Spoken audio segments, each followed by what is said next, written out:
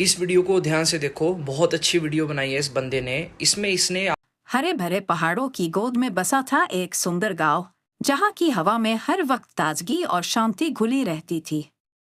उसी गांव में रहती थी मीरा, जो अपनी मासूमियत और सरलता के लिए जानी जाती थी। उसकी आंखों में सपनों का एक संसार बसा हुआ था, और हर दिन वो अपनी किताबों के पन्नों पर कविताओं और कहानियों का जादू बिखेरती। एक दिन गांव में एक नई हवा आई, जब शहर से एक युवक, आर्यन, वहां रहने आया। वो एक फोटोग्राफर था, जिसने अपनी कला से दुनिया के विभिन्न रंगों को कैमरे में कैद किया था।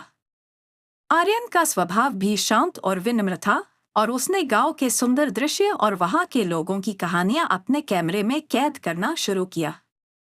आर्यन और मीरा की मुलाकात तब हुई, जब वो एक सुबह पहाड़ की चोटी पर सूर्योदय की तस्वीर लेने गया था। मीरा वहां एक किताब के साथ बैठी थी, सूरज की पहली किरणों को देखती हुई। उसकी आंखों में एक अद्भुत चमक थी, जो आर्यन को तुरंत ही आकर्षित कर गई। वो उसके पास गया और पूछा, तुम सूरज को इस तरह क्यों देख रही हो, जैसे इसे जानती हो?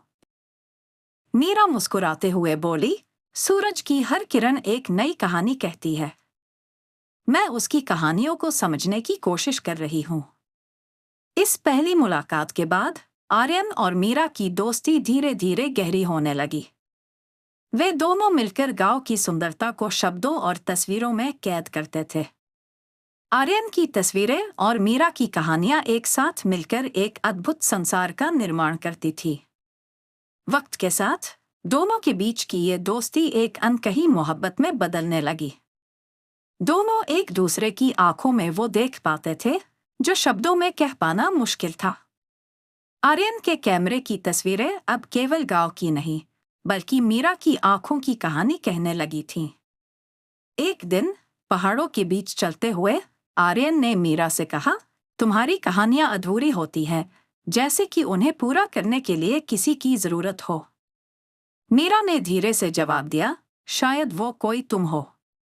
आर्यन ने उसकी आंखों में देखा, जहां शब्दों की जगह दिल की धड़कनें बोल रही थी। और उसी क्षण सूरज की किरणों की तरह उनका प्रेम भी पूरी तरह से खिल गया। दोनों ने मिलकर एक नई कहानी लिखी, एक कहानी जो सिर्फ शब्दों और तस्वीरों की नहीं, बल्कि दिलों की थी। गांव के हर कोने में अब उनका प्रेम गूंजता था, और उनकी कहानियां तस्वीरों की तरह अमर हो गईं।